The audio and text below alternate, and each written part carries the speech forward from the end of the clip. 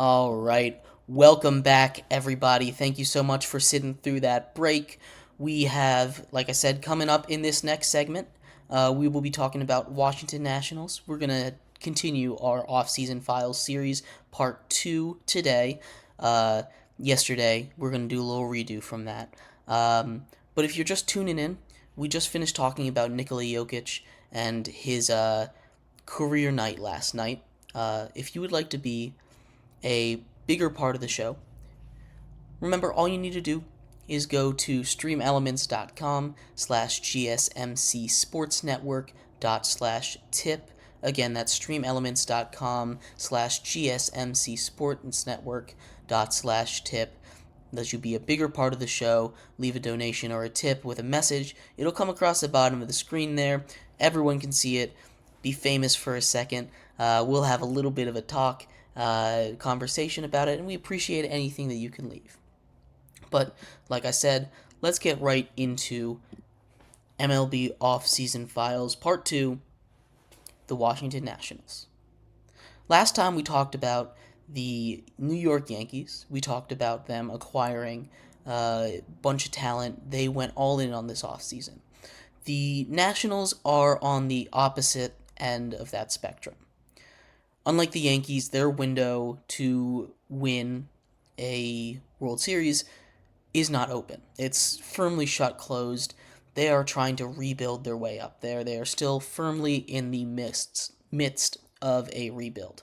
So unlike the Yankees, we aren't looking at these major moves like acquiring Juan Soto, but we're looking at some of these minor ones, talking about the farm system a little bit, seeing some of these smaller time moves that they made to try and be prepared not just for this season, but for seasons to come. And there were a couple moves made at the major league level, and we'll start off with that. The first thing that they did is they signed a third baseman in Nick Senzel from the Reds. Senzel is okay. I mean, he's nothing special, right? He's going to sit there, he's going to give you quality defense there at third base, and he's going to be a contact hitter. He's solid against lefties, not great, pretty okay against righties. He's a very average player, but is a nice piece to have on a young team like the Washington Nationals. Senzel isn't a super veteran presence, but having him out there to bolster the infield is pretty important for a spot where the Nationals were really, really weak at in third base. And then the other major signing that the Nationals had in this offseason is they went out and they got Joey Gallo. Joey Gallo is going to come in and provide much-needed power to a lineup that was power-deprived all of last season. You had a team that could not hit a home run to save their lives. They had C.J. Abrams and Lane Thomas at the top, but they really were lacking in power. So if you look at this, they went out and they got power, which was the biggest need of theirs. Sorry, I was pulling up the stats here. But yeah, the biggest need of theirs, adding power. Joey Gallo's going to do that. If he can hit for average, if he can for any kind of average, it's going to be a huge, huge gain for the Nationals. They got him relatively cheap, a one-year deal. He's going to come out there and play in the outfield, shore up that spot for the Nats. My goodness. Thank you. Sorry. But adding him to the lineup, he's really going to improve that offense. So, yeah. Looking at the numbers, we talked about their lack of power. The Washington Nationals were 29th in the league in home runs. Only the Cleveland Guardians had hit less. Not a good spot to be in if you want to be a good baseball team. Regardless of the fact, the Nats still won 71 games last season. They won 71 games, which is much better than most people thought they were. And they made some improvements in this offseason. I know there's not a lot of expectation for them, but bringing guys up from their farm system is what's really going to make this team go. You talk about guys like James Wood, outfield prospect, top 10 consensus in all of baseball. Dylan Cruz, also a top 10 consensus prospect in all of baseball. At least one of those guys, if not both of them, should be, or I hope will be, on the roster for opening day. Obviously, we still need to make it through spring training, see how everything goes, see how they have adjusted to the MLB pitching. They were both in Double-A at the end of last season, and there were some struggles from James Wood with some whiffs, but it's not bad enough that if the Nationals think they can be good this season, which they probably aren't, to bring him up. Adding a guy like him and Dylan Cruz to that lineup, first of all, their defense is going to be a lot better.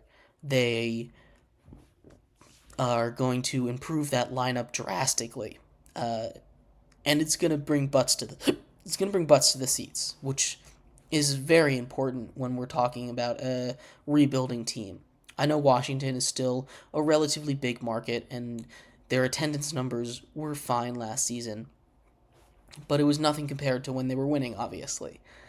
So bringing these guys in, would be huge for them.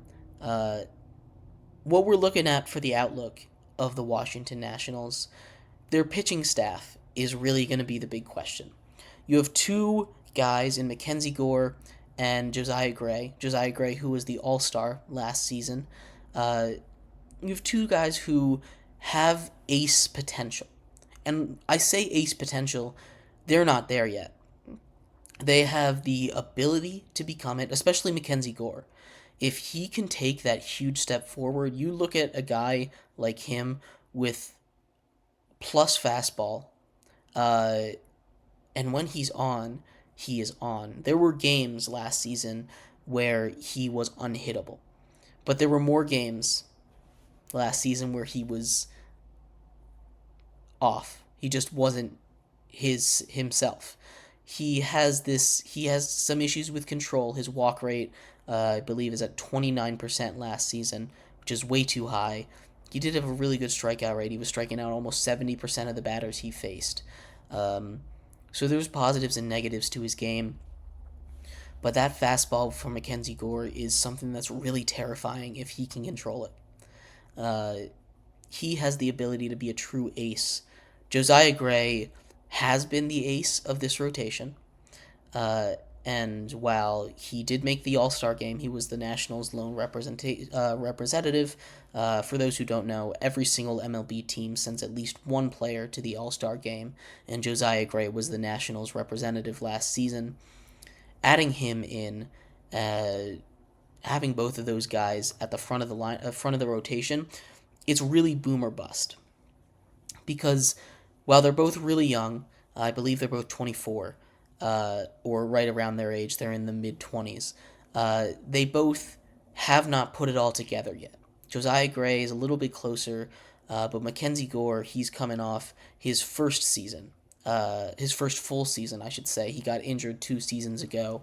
So seeing these guys improve is going to be huge. This is not a year that the Nationals expect to compete.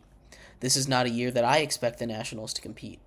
But they did add Nick Senzel and Joey Gallo, and adding some of those prospects into the major leagues, it should be a better team than last year. So the amount of the wins should go up.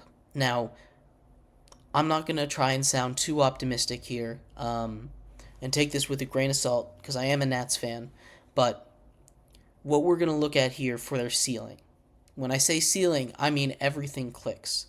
Josiah Gray and Mackenzie Gore become 2 aces on the mound. That bullpen becomes what it could be. You have some names in there that if they stay healthy and if they continue to develop the way that they should, that could be, I'm not going to say an elite bullpen, but a top half of the league bullpen. And then that lineup, if Joey Gallo can hit for any kind of average, that lineup's going to be really, really good. And obviously, this is all assuming that Dylan Cruz and James Wood both are both hit as prospects in this year. Again, that's a lot of ifs. And I want to preface this with that's a lot of ifs. The Nationals, at their ceiling, if everything goes right, they, I believe, could compete for a wild card position this season, putting them way ahead of schedule of what they are expecting to be. Now, I'm not saying they're going to do it. More realistic expectations, win around the same amount of games, 70 games, maybe fourth in the division, although that division is really, really good. The Marlins have only gotten better. The Braves, obviously, we know what they are. The Phillies have made the World Series twice in a row, or almost made the World Series. They made the World Series 2 years ago and made the NLCS last year. And then the Mets, they went through a rough season last year, but they still have a very stacked roster. So the Nats, I expect to finish last in their division. But if everything goes right, I believe the Nationals could compete for that last wild card. I think a good comparison for them is the Reds of last season. They were expected to be one of the worst teams in the league. But once they got their prospects up, Ellie De La Cruz and everything like that, they became a really hot team for a second, and they started competing for that last wild card slot. Now, at the end of the season, they ended up missing the playoffs. So you look at a team like that, and that's the kind of expectation I have for the Nats if everything goes right. A more reasonable expectation for them is what they did last season. They're going to be a tough team, but not a good team. They're going to be the best of the worst, which is kind of where you expect them to be at this point in the rebuild. That pitching staff still has the corpse of Patrick Corbin being trotted out there. They've got a little bit of a bright spot in Jake Irvin, and then you still got Trevor Williams, or maybe Trevor Williams. I'm not sure exactly what they're going to do because they do have some young pitchers that might come up. Rutledge and Cade Cavalli.